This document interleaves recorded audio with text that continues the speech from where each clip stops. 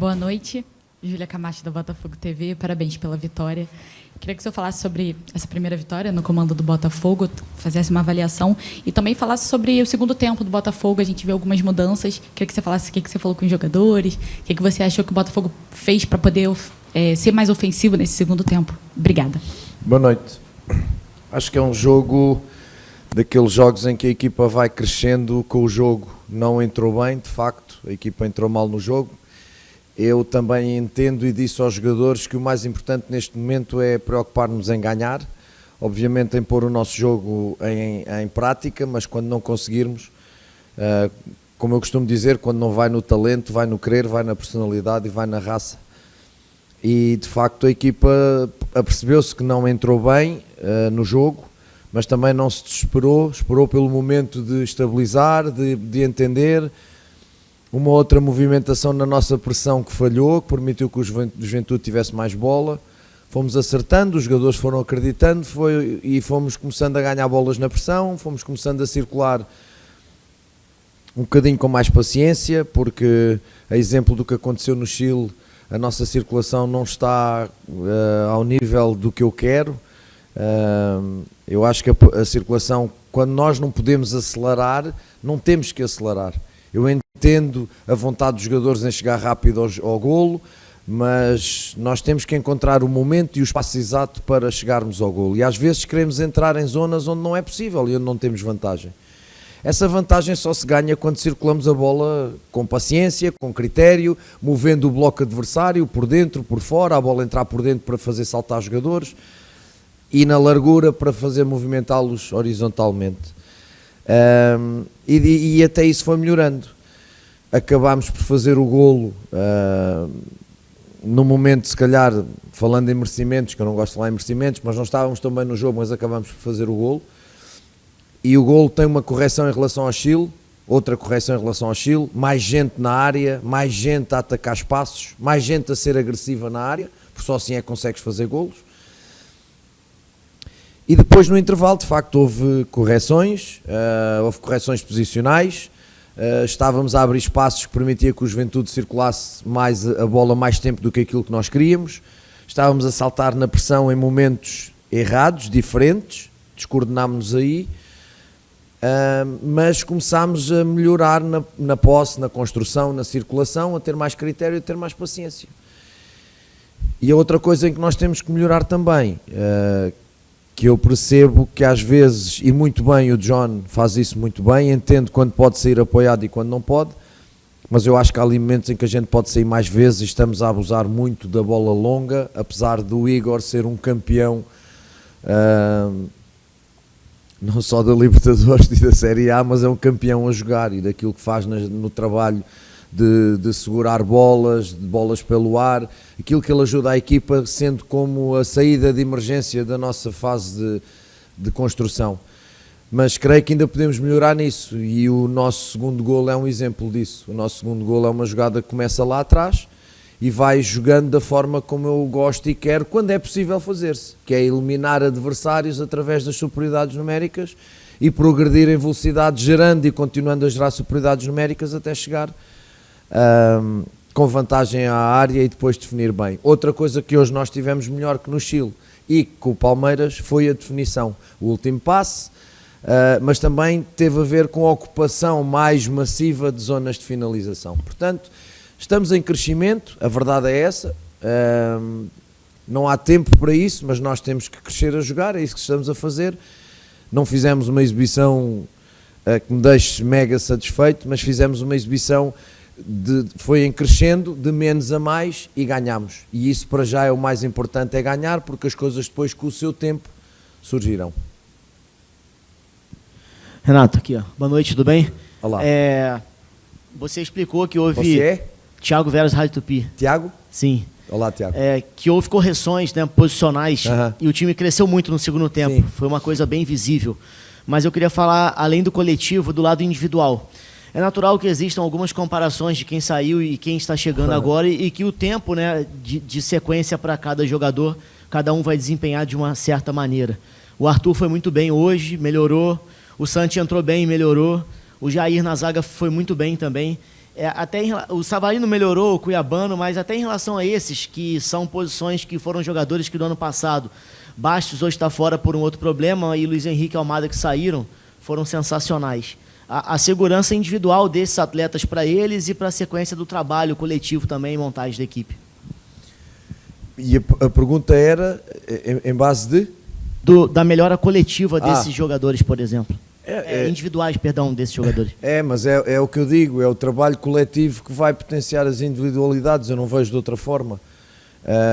E claro, e jogar e ganhar confiança. O Jair hoje não é o mesmo jogador de há 3 ou 4 jogos atrás. E jogar com esta camisa é muito pesado, e ele, como menino, mas também habituado à seleção do Brasil, também vai crescendo, tem um potencial enorme, tem um colega ao lado que é um paizão dele e que também o ajuda nesse crescimento. Depois o Savarino ali a derivar entre o 10, a equipa melhorou com o Savarino a 10, é um facto. O Cuiabano e o Teles, e enquanto o Marçal está lesionado, lutam por as posições. Hoje decidimos, já eram 3 jogos com o Teles a jogar seguidos, e temos o Cuiabano, e aquilo que eu digo ali dentro é que contamos com todos.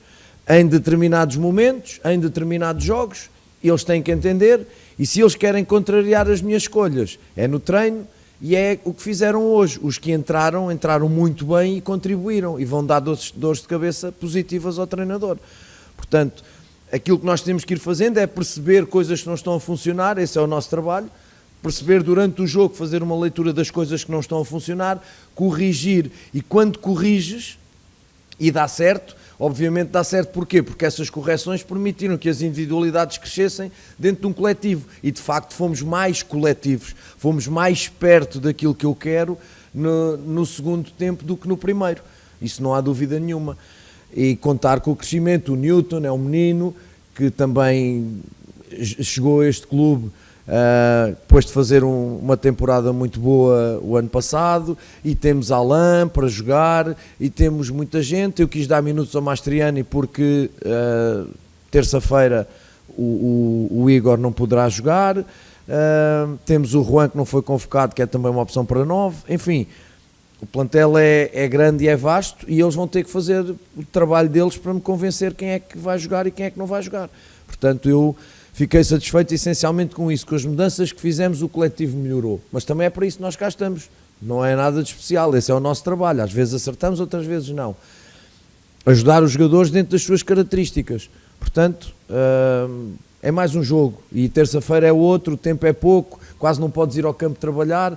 Mas ontem fomos ao campo trabalhar coisas muito pontuais que não aconteceram no Chile e que aconteceram hoje. E esse é onde eles têm que acreditar. É um treino que seja de meia hora, mesmo os que jogaram no Chile, que seja de meia hora e que seja a passo, mesmo que seja a passo, mas ali no campo estes detalhes posicionais ajudaram-nos bastante hoje a fazer uma partida de facto diferente da que fizemos com a equipa chilena. Renato, oi, Bárbara Mendonça, GE. Globo, tudo bem? Olá, Bárbara. Eu vou até pedir perdão por ser um pouco repetitiva, a gente falou sobre isso lá em Santiago, sobre essa substituição, né? Quem vai ser o substituto do Igor, e você mencionou há pouco o nome do Mastriani, que você queria dar uma minutagem já para ele, pensando no jogo contra o Carabobo. Queria te pedir, na medida do possível, que você fizesse uma análise de como é que você vê essa briga pelo reserva imediato do Igor, talvez, se você vê o Mastriani já como esse reserva imediato do Igor, essa briga dos centroavantes como um todo, e se você pudesse justificar a ausência do Juan Cruz na lista de relacionados para o jogo de hoje. Obrigada. Nada. Nós temos 3 novos. O Juan teve praticamente uma semana fora do Brasil, a tratar de problemas dele, pessoais, e que o clube necessitava que ele tratasse. Então esteve uma semana fora. O Juan é um jogador que vem de um campeonato diferente e que necessita de uma adaptação àquilo que é o campeonato do Brasil. O Mastriani não. Para além dos seus 30 e poucos aninhos, já tem 2 temporadas, acho eu, de Brasil, e com muito bons números. Então é um jogador que com a sua experiência conhece o jogo, agora obviamente tem que, na base do vídeo, na base da análise individual, perceber aquilo que nós queremos, olhando também para aquilo que é o Igor, e também olhando para a possibilidade de jogarmos com os dois. porque eu não gosto de ter só um sistema e isto é uma possibilidade que nós podemos encontrar. E podemos jogar com Igor e Mastriani, com Igor e Juan, com Juan e Mastriani. Portanto, estão ali os 3 jogadores, mais o Caíque, o menino que está a jogar na base e que vem treinando connosco. São os jogadores que nós temos para esta posição porque de facto precisávamos.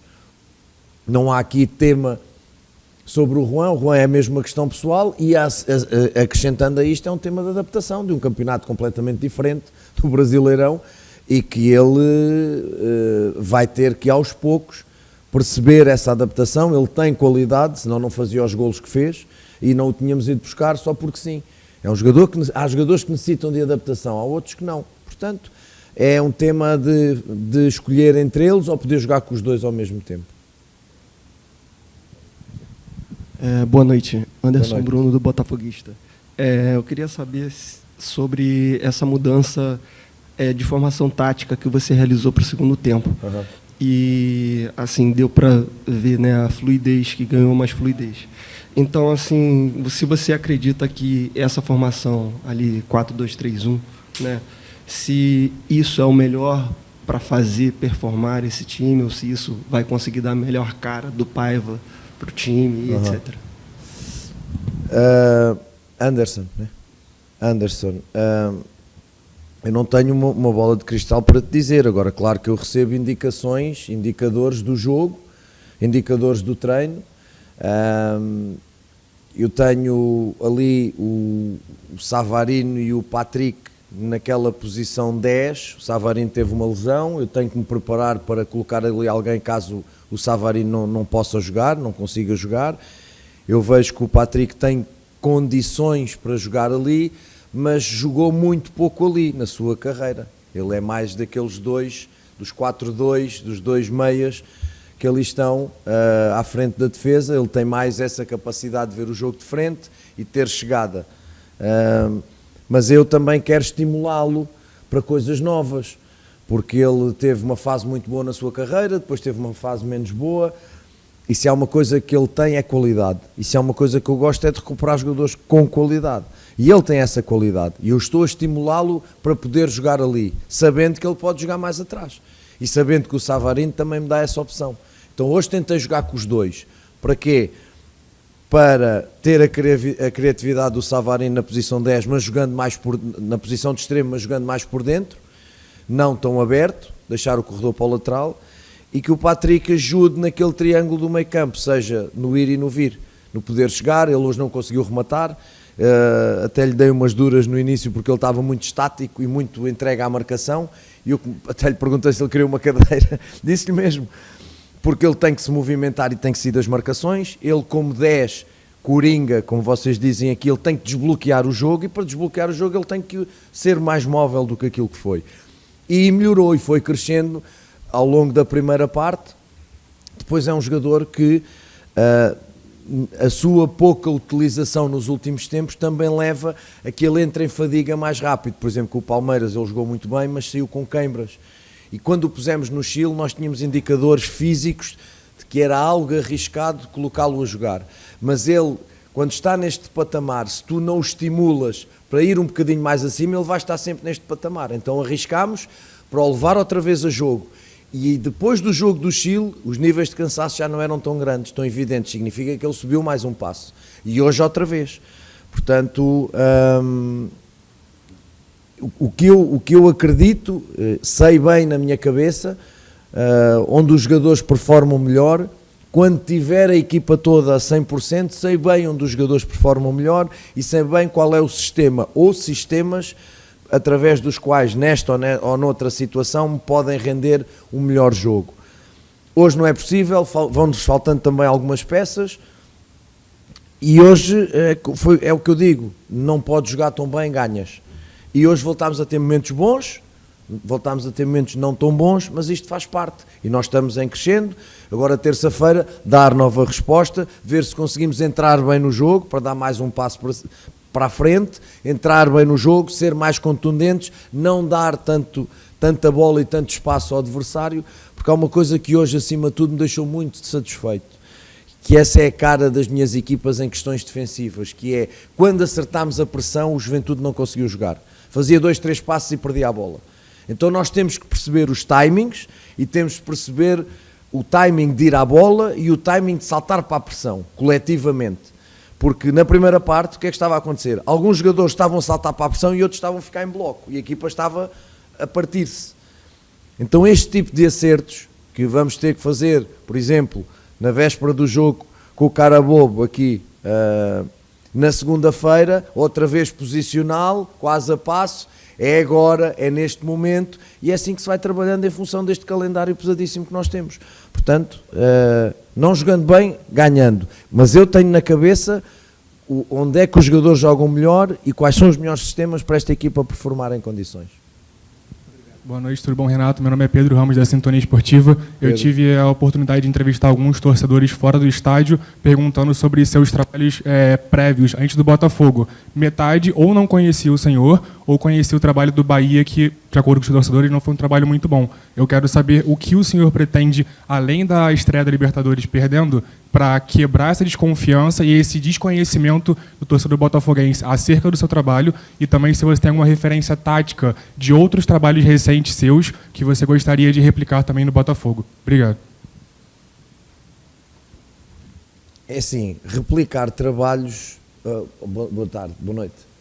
Replicar trabalhos nunca é fácil. Vamos voltar ao tema de que temos que encontrar outra Almada e outro Luís Henrique, quando não existem.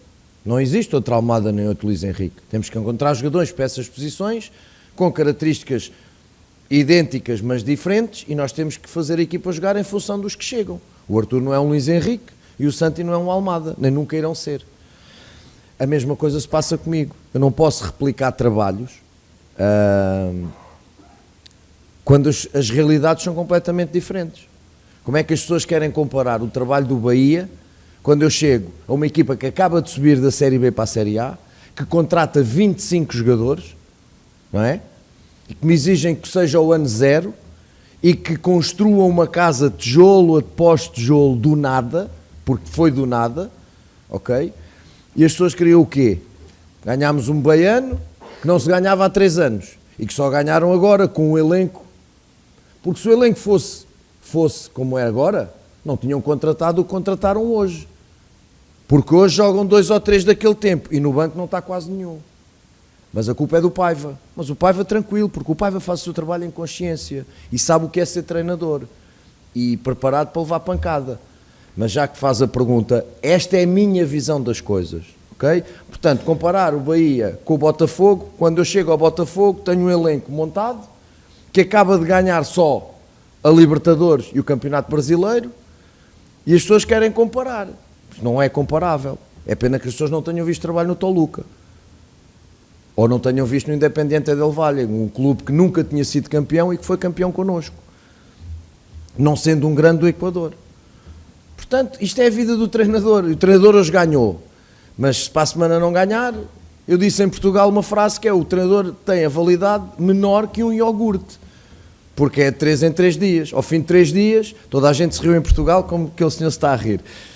Mas isto ficou conhecido, porque a verdade é esta. E quando tu jogas de 3 em 3 dias, a tua validade é o que é. Porque o torcedor, e muito bem, quer ganhar, como nós também queremos.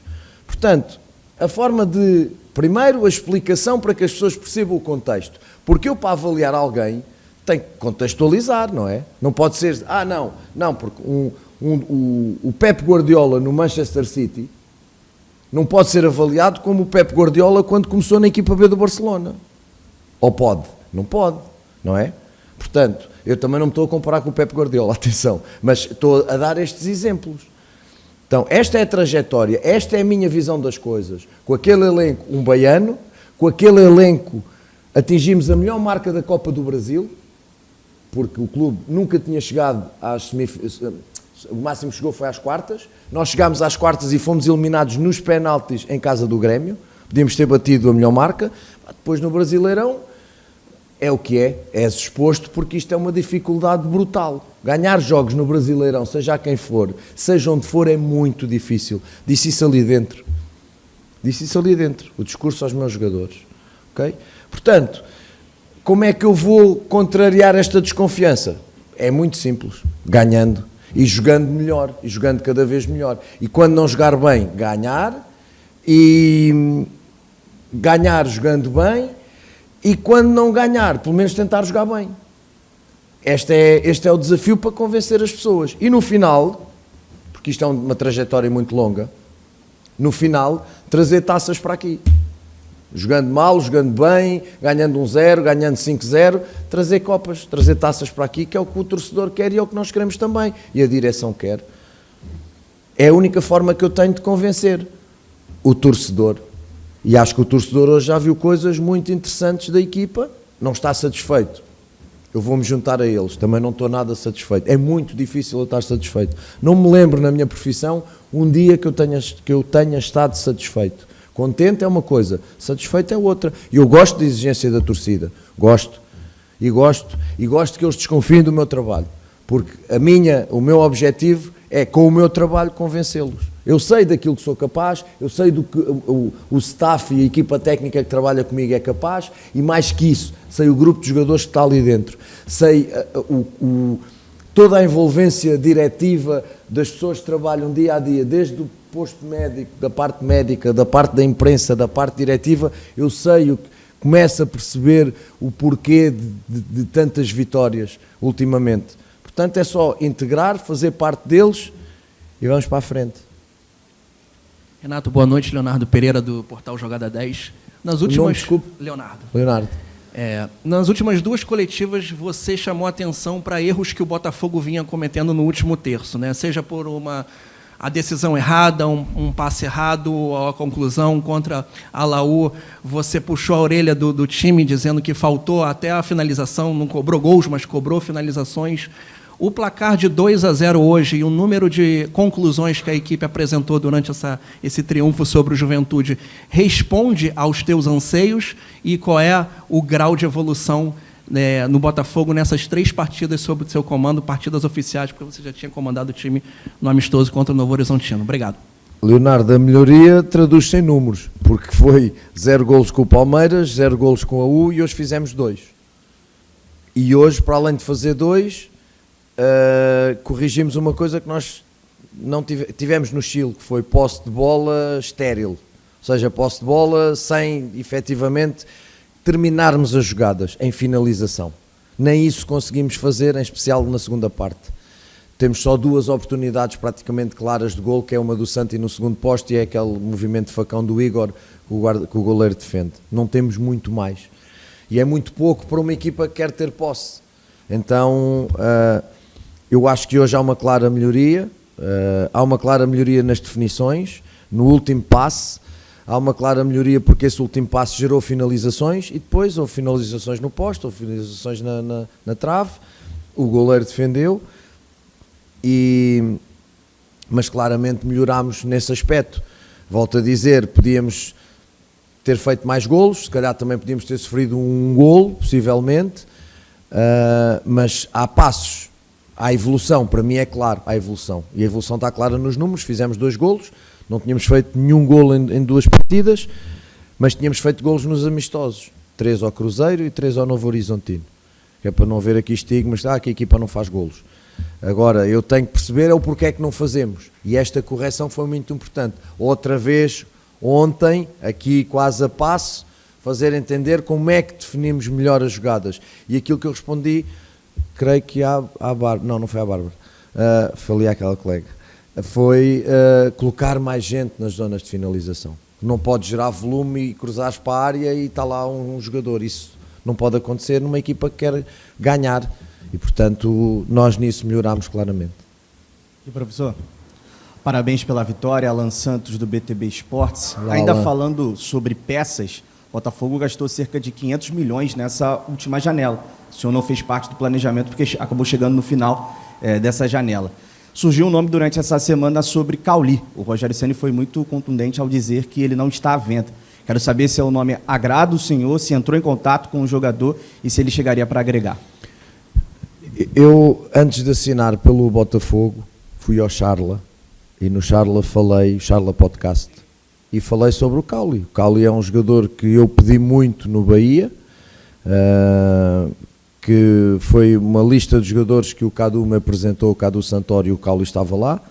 Foi um jogador que eu pedi muito, é um jogador que eu gosto muito, disse isso publicamente, não vou ser hipócrita a dizer que não gosto, gosto muito do Cauli, mas tenho 30 jogadores para gerir e jogos 3 em 3 dias, não tenho tempo para este tipo de situações. Eu falo dos meus jogadores dos que cá estão, esses são realmente os mais importantes, e como digo, nestas horas tão curtas de sono, é trabalhar individual, é trabalhar coletivo, é hoje à tarde já estar a ver, e ontem à noite o cara bobo ainda não tinha jogado com o Juventude, e esta é a nossa vida. Quanto mais eu agora preocupar-me, tenho reuniões com as pessoas responsáveis pelo scout, pela direção, definimos e alinhamos nomes em função das carências do elenco. A partir daí eu faço o meu trabalho, que é gerir os meus e os que cá estão, que esses é que são de facto importantes. Esses são os mais importantes de tudo. São aqueles que transpiraram ali, são aqueles que defenderam, atacaram e deram mais 3 pontos e uma alegria aos nossos torcedores. Esses são aqueles que me preocupam. Tudo mais não está cá, mas eu gosto dele e não posso dizer que não gosto, porque até disse de forma pública, não é? Mas eu também gosto do Cristiano Ronaldo e do Messi e do Modric, também gosto muito deles. Eu falei dos mais velhinhos, não é? Também gosto do Vini Júnior, por exemplo. Para encerrar lá. Aqui. Boa noite, Gilmar Machado, Rádio Opinião. Olá, Gilmar. Queria primeiro falar sobre a questão mesmo do calendário. Você falou algumas vezes aqui. Para o senhor que acabou de chegar, né, tem pouco mais de um mês, está montando a equipe, é melhor ter um calendário com muitos jogos ou o senhor gostaria de ter um pouco mais espaçado para ir ajustando a equipe? E eu queria que o senhor pudesse falar um pouquinho. A gente teve a oportunidade lá no Media Day de ver o seu trabalho, de ver os atletas, e foi importante ver o Igor Jesus, como ele é preciso no arremate. E, na ocasião, foi falado que o Igor jogaria um pouquinho mais à frente. Acho que na entrevista do Igor ele mesmo falou. E nas 2 primeiras partidas, o Igor ainda voltava bastante para receber. E no jogo de hoje, me parece que foi o jogo em que ele cumpriu essa função. Não é à toa, fez gols, podia ter sido 2 gols, ele é muito preciso no arremate. Queria que o senhor pudesse fazer uma análise, primeiro dessa questão do calendário e desse atleta em especial. Boa noite. Eu acho que todos os treinadores... Olá, Gilmar. Eu acho que todos os treinadores que trabalham no Brasil, se pudessem pedir, e pedem, mais tempo para trabalhar e menos jogos, não é? Mas não adianta estar a falar nisso porque o calendário é assim e é assim já há muito tempo. E o calendário pesado significa que nós estamos na Série A, na Libertadores, na Copa do Brasil e no Mundial de Clubes. Fantástico. Aqui eu estaria preocupado se só estivéssemos numa competição. Quando há o mundo ideal e quando há um problema, se é que isto é um problema, acho que é um problema para o planeamento, é um facto, o treinador tem que encontrar soluções em vez de se queixar. Ou então não vem para o Brasil. Como eu já cá estive, não é? Se voltei é porque estou disposto a que isto seja assim. Cabe-me a mim encontrar soluções. Se um dia a CBF juntar todos e perguntar as nossas opiniões, eu estarei disponível, como acho todos os treinadores, para dar sugestões e ajudar. Se não o fizerem, a mim só me cabe trabalhar em função daquilo que há e em função daquilo que está estipulado. Porque senão vão dizer que é desculpa e que é não sei quê, não sei quantos. Agora, a verdade é que todos os treinadores do mundo precisam de tempo para treinar. Ponto. Quem disser que não está a mentir. Porque o treino é a preparação da equipa para aquilo que nós queremos que ela faça no jogo. Não é? E muitos campeonatos têm, obviamente, jogos, semanas completas, de jogo à quarta, mas têm outras semanas que são livres. Aqui isso não existe. Não vale a pena falar no assunto. É trabalhar e é encontrar soluções. Como lhe digo, qual foi a solução? Ontem fizemos um treino a passo, quase. Se a mim me dissessem, um dia vais treinar uma equipa a passo, eu dizia, vocês estão malucos. Fizemos um treino a passo. Temos que aproveitar o que temos de tempo, mas tendo em conta o estado físico dos jogadores. Os outros que jogam a menos vão ter outro tipo de treino para equilibrar a exigência. Portanto, por aí estamos conversados. Em relação ao Igor, o Igor é um jogador de seleção brasileira, é um goleador, não fazia gols há algum tempo. Na minha opinião, e como eu vejo o jogo, que não é melhor nem pior que os dos meus colegas. Eu tenho a minha visão, que é minha. Não é melhor nem pior, e que isto fique bem claro.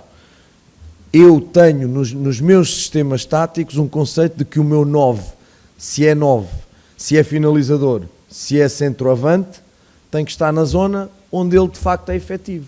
Ou pelo menos passar lá muito tempo. Ou passar lá o tempo exato, que é o momento em que a bola lá chega.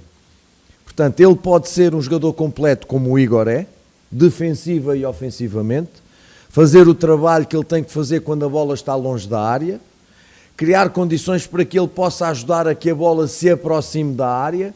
O que não pode falhar aqui é quando a bola chega à área o Igor não esteja. Porque por alguma coisa eu não ponho o Igor a zagueiro. Porquê? Porque o Barbosa, o Jair, o Bastos, o David, o Serafim, são todos zagueiros porque têm características de zagueiro. Por isso é que jogam ali. O 9 tem que jogar dentro das suas características específicas, que é finalizador. Porquê? Finaliza jogadas. Então é isso que eu quero do Igor e quero de todos. Não quero uma estaca ali parada, não é? Um boneco, não quero isso, como é óbvio. Ele perceber os momentos do jogo, onde está a bola, que distância a bola está das zonas de finalização, ele contribuir para que a bola chegue mais rápido à área adversária, ou melhor, mas quando a bola lá chegar, ele tem que lá estar. E para isso, ele não pode afastar-se muito de algumas zonas. Só isso, mais nada. E ele já começou a entender, e hoje já fez 2 golos, se bem que um impedido, hoje já fez 2 golos. Porque ele é isto, é um finalizador. Mas como é que vamos saber se ele é finalizador se ele não está na zona de finalização? Então temos que o colocar na zona de finalização. É só isso que nós estamos a tentar fazer. Tá? Professor Alain Viana, boa noite. Olá, Visão Alain. Botafoguense. Tudo bem? Queria fazer uma pergunta em relação à alteração, né? O Patrick de Paula e o Marlon hoje pareciam um pouco encaixotados em alguns momentos do jogo, ocupando o mesmo espaço. Queria que você pudesse falar um pouco da mudança tática que você fez em relação a isso, para o segundo tempo, e pudesse fazer uma análise do Matheus Ponte, que, ao meu modo de ver, foi o jogador que mais se destacou quando entrou em campo. Se você pudesse fazer essas 2 análises, agradeceria. Sim, senhor. Olha, Alain, começo já por Matheus Ponte. Matheus Ponte é aquele exemplo de jogador que faz parte de um grupo fantástico. Ainda não tinha tido minutos, o Matheus. Trabalhou fantástico, não protestou, não fez cara feia, alegria no trabalho, dúvidas quando tem, e todos os dias a dizer-me, quando precisar, professor, eu estou aqui. O Vitinho arrancou melhor que ele, o Vitinho foi jogando, os jogos foram-me indicando que eu não deveria mexer ali e deveria mexer noutros lugares. Inclusivamente, para mim, o Vitinho foi um dos melhores jogadores no Chile. E o Matheus fez o seu trabalho em silêncio, de forma muito profissional. E quando foi chamado, respondeu como respondeu. E porquê? Porque trabalhou sério. Porque nós ficamos amoados e de caixinha e cara feia, não trabalhamos. Quando chega a oportunidade, a gente não consegue, porque não trabalhou para isso. E ele esteve, as indicações que me deu foram sempre: professor, estou preparado, quando quiser estou preparado, quando quiser estou preparado. Portanto, demonstra que nós, ali pela direita, é mais um setor, é mais uma posição onde a disputa pelo lugar é muito boa e vai fazer crescer os dois. Isso é excelente para mim. Portanto, o que aconteceu hoje ao Matheus é uma recompensa pela forma profissional como ele soube encarar, e que não é fácil, porque nós conhecemos os jogadores que querem jogar, como ele encarou estes jogos onde não jogou nem um minuto. Em relação ao Patrick e ao Marlon estarem encaixotados, tem um bocadinho a ver com aquilo que eu disse, que é, sabendo que o Patrick, a maior parte do tempo, nunca foi um 10, ou a maior parte do tempo da sua carreira, raramente foi um 10, é natural que ele, com o cansaço e com o passar do tempo, vá pisar zonas onde ele naturalmente jogou quase sempre, que foi ali naqueles dois meias em frente, aqueles dois médios em frente dos defesas. E claro, acabou por pisar ali os pés ao Marlon e ao Gregor. Mas também pisou, porque como eu disse há bocadinho, eu senti o Patrick muito estático e muito marcado. Ou seja, quando a equipa circulava a bola e aos corredores, o tal Coringa que eu quero desbloqueio o jogo, andava longe da bola. Daí o momento em que eu lhe disse ele queria uma cadeira. E quando ele começou a soltar-se e a ser o verdadeiro Coringa, ele começou a entrar no jogo. Porque ele tem qualidade. Desculpem lá, podem gostar ou não gostar, ele é um jogador com qualidade. Com muita qualidade. E a gente tem que... Ele passou uma má fase e a gente tem que o recuperar. Esse é o meu trabalho, é a minha missão. E nós sabemos, temos um plano para o Patrick, que se ele aceita, se ele não aceita, é um problema dele. Mas é um plano que nós temos para recuperar o Patrick.